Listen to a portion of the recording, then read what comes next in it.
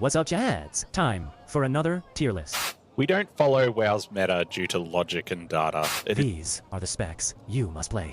In this video, I'm going to dive into the psychology of meta adherence, cover why it is so prevalent, and hopefully dispel any illusions which surround the concept. So to start, when does the meta actually matter? The short answer is at a bleeding edge level of Mythic Plus, which is basically the absolute top of the top. Outside of that, role coverage, execution, and comms are going to decide more keys. To illustrate this, let's look at the statistics from last season quickly. I've sorted the keys into plus 19 and above, as this is roughly within the title cutoff range, so the top 0.1% of the player base. Even at this level, despite the clear dominance of meta specs, we see a decent portion of off-meta specializations making an appearance, bearing in mind that this represents roughly the top 1 in every 1,000 players. At the plus 20 level, this is still the case, which is bringing us even higher. It isn't until we look at the plus 22s, which is literally the highest level keys in the world that were done last season, that we see a very solidified meta start to show up. And even then, we see specific specs making an appearance. So bearing this in mind, why does the community behave like the meta is law? Well, I believe it's because of predictable biases which cloud people's judgments and lead to irrational interpretations of what is good and what is bad. My goal for this video isn't to just mold over meta slavery, but attempt to dispel any beliefs around the meta which may be negatively impacting both people's gameplay and the community as a whole. Bit of a side note, I'm leaning on my university background in psych science here, because I'm genuinely interested in it, but also in a vain attempt to utilize a now unused degree that cost me thousands of dollars and years of time to obtain. We'll start with two concepts bundled into one. So it's no secret that retail WoW these days is extremely complicated, like verging on absurdity at times. So it's no surprise that majority of players don't actually know all the little things that go into successfully timing a key when it comes to group composition. Therefore, what tends to happen is we copy what we see as being successful with others. This is known as informational social influence. Alongside this, our brains have a tendency to overvalue information which is most readily available and we see most often. If you open up LFG at any given time, especially searching at higher key levels, certain meta specs will dominate this area. We also watch a lot of high-end players, and they mostly play in meta comps, and obviously every YouTube tier list has the same sort of ranking system. This is known as availability bias, where the appearance of this information more frequently makes us believe that it must be more true. This segues really nicely into the weight which we place on the opinions of high status players. If we look at YouTube at the start of any patch, there'll be an influx of meta tier list and meta updates and best class for season whatever. And in a way, this does make sense. If we look at the analytics, these videos get a lot of views. There is a high level of search traffic for this style of content. So there is an incentive to make these videos.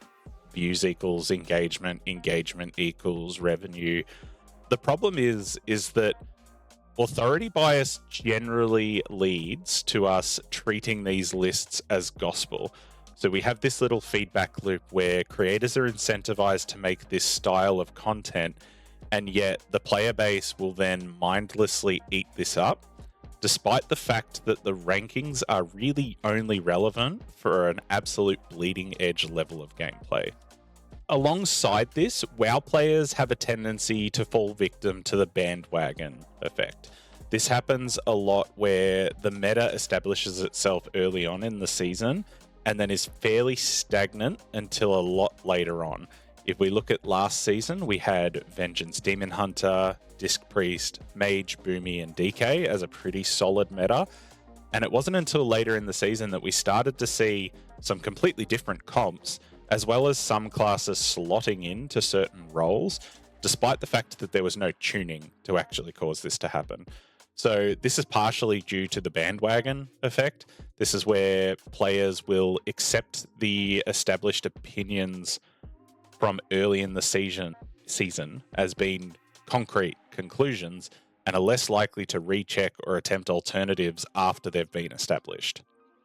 Next up, survivorship bias. So it's no secret that if you are not playing a meta specialization, it can often be much, much harder to actually get into keys.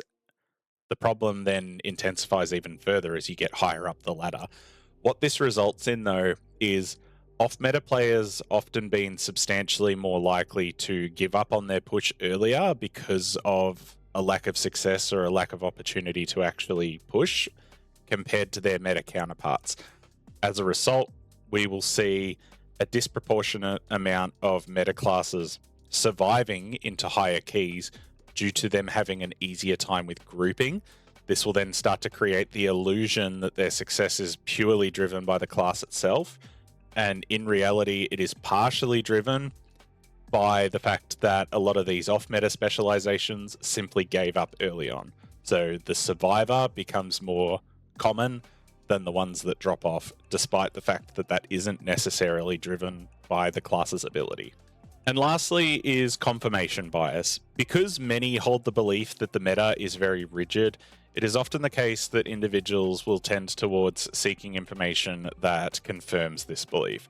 So for example, if you were to invite a less popular class to your key just to give them a shot or whatever, and something is to go wrong, a common reaction would be, oh, that wouldn't have happened if we had X class instead. When in reality, while that may be true in some situations, it's often the case that it is purely a mistake that is driven by poor coordination or poor execution. And yet these instances will sort of further reinforce the idea that a very specific comp is needed to time that key. So what does this all mean? Well, if we combine them all together, all of these psychological biases and community-based phenomena will result in a situation where the WoW community as a whole will continuously reinforce a pre-established meta and almost become immune to the idea that alternatives exist. Despite the fact that there are individuals every single season that are pushing into the absolute upper echelons of the player base on classes that aren't considered S tier, people that are multiple key levels below that will often insist that the meta specs are absolutely mandatory. Now, I'm not naive. I know that the meta is there for a reason. It's often constructed for very valid reasons. However, it is far less impactful than people think it is, almost to the point of being completely irrelevant if you compare it against individual skill and group coordination. But what's my purpose in making this video? It might seem like I'm out here just whining for the sake of whining, but I do have a very clear objective. If even a handful of people absorb the content that I've presented, recognize some of the cognitive traps that are leading to really strict meta adherence, and then begin to loosen their ideas around the topic, I'd take that as a win. I want people as a whole to understand that not just as a general idea, but very specifically, the meta is far less impactful than what it is made out to be. And in general, meta gatekeeping is generally a net negative for the game as a whole. So in saying that, I implore anyone who's watching, loosen your notions on the meta and when it is actually required. There's a lot of cognitive biases, as I went over in this video, and also some other ones that I probably haven't covered, that are driving our belief that these comps and these specs are absolutely mandatory to time keys. If you're not at a bleeding edge level, and when I say bleeding edge, I mean absolute top world keys, individual skill and coordination is going to far outpace class choice by a long margin.